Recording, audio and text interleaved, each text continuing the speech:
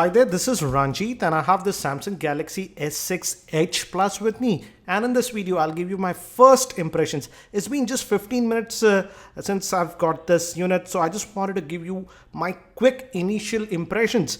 And the first thing is I thought this device will be very big. It sports that new 5.7-inch Quad HD display compared to the regular S6 Edge that had a 5.1-inch screen. And I thought it would be really big, but surprisingly it can fit in a hand thanks to these curved edges. And before we proceed, let me quickly give you a physical overview.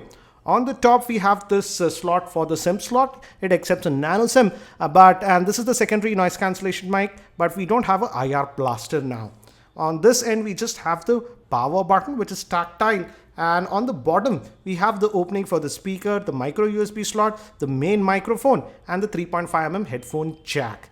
Moving towards this end we have the volume rockers. And again, moving towards the back, we have a 16 megapixel rear facing camera which can record video in 4K, and also the LED flash and the heart rate sensor. This is very similar to what we got on the S6 and the S6 Edge, but in the video department Samsung has added some new features. Moving towards the front facing camera, it's a 5 megapixel shooter. And again, we have that screen, which is a 5.7-inch screen. That's a Quad HD display that comes to a PPI of 518, and it also has Gorilla Glass 4 protection.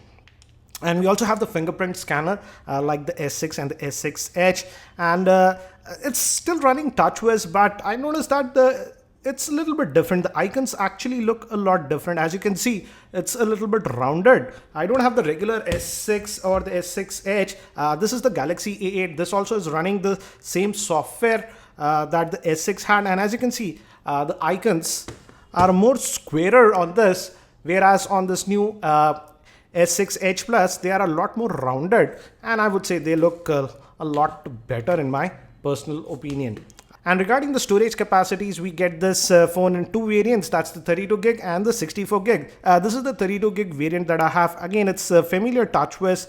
And if you go to the quick toggles, these are the quick toggles that we have. And again, it has all the modes like you'll expect. That's the ultra power sync mode, mobile hotspot, etc. Even private mode is there. And yeah, it obviously has NFC.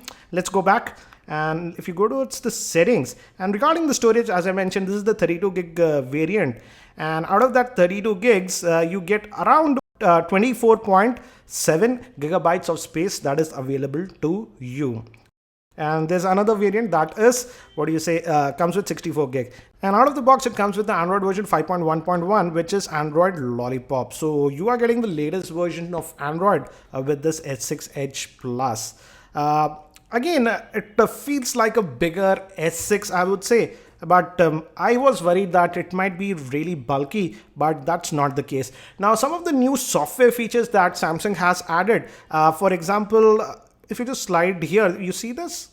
Even if you just slide here, we have a new thing that's called app edges. So you can add your favorite apps. Samsung says it's not restricted. As you can see, you can select any app you want. For example, let's say I really like some specific app, let's say Chrome. I can add that. So I can quickly access that. We also have the People Edge that was there even in the earlier version. So you can add your favorite contacts. So that functionality is there. But we have this, Apps Edge. And if you go to the settings, you can toggle. And here we have the Edge pane. If I'm able to find here, it's known as the Edge screen. And as you can see, we can enable the Edge lighting, People Edge on or off, or the Apps Edge. For example, if you don't care about the People Edge, you can just toggle that off. So that functionality is there. And even the Edge screen position can be moved around. As you can see here, by default, it's at the top, but let's say your hands are small, you can't reach always here. And let's say I want to keep that there, like here. So I can do that. So let's try that now. Now we have set it to that position. And now this Edge pane, if I do from here, it will come.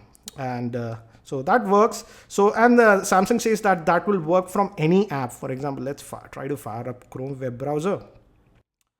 Let's accept this, no thanks. Let me try this. So yeah, so you can invoke that and you can just customize where it is. I hope this feature comes to the regular S6 also. And again, regarding the specs, it is powered by the Exynos 7420 octa-core processor, which is divided into two parts. The powerful core that is based on the A57 is a quad core that is clocked at 2.1 GHz, and the other quad core is based on the ARM Cortex A53 that's clocked at 1.5 GHz. Regarding RAM, Samsung has bumped now it has 4 gigs of RAM. Regarding the GPU, we have the Mali T760 MP8 GPU. It sports a 5.7-inch Quad HD display. And moving towards the camera, it has a 16 megapixel rear facing camera with 4K video recording and a front facing 5 megapixel camera. Samsung has said that regarding camera, they have added new modes. So let's quickly look at it. If we just double tap, yeah, the camera invokes, and let me bring some other objects. And we have the standard options, tap to focus. And again, the shutter speed is really fast. That was the same with the S6. And they have added this new thing called live broadcast. This will be interesting. Theoretically, I can post YouTube videos live via this if I am able to set this up. I'll set this up. And if you guys are really interested, I'll try that live broadcast and see how it works. Also, in terms of video, Samsung has said that in video stabilization, they have added a new mode, and that should really help. And these are the video modes. As you can see, that's Ultra HD, Quad HD, Full HD at 60 FPS, regular Full HD, that's 1080p. So we have a lot of video modes. So it'll be interesting to see how will the video performance be, because they have added that VDIS feature, which Samsung says helps in video stabilization a lot. So I will be testing the camera a lot more. And regarding physical comparison with the Note 4, this is the Note 4. I don't yet have the Note 5. And both of them have a, 5.7-inch screen. But this, as you can see, this S6 Edge is a lot slimmer. And again, because of these curved edges, I would say the in-hand palm feel is, it feels smaller, I would say. The Note 4 actually feels a little bit wider to hold. Also, in terms of weight, I would say Samsung did a very good job. It does not feel heavy, even though it has a 5.7-inch screen, and it weighs just 153 grams. So guys, that's it for now for this very quick first look at the Samsung Galaxy S6 Edge Plus. If you have any other specific questions around this device, do post them, and I'll definitely try to post a proper unboxing video later on. Thanks for watching this video. This is Ranjit, and I hope to see you in my next video.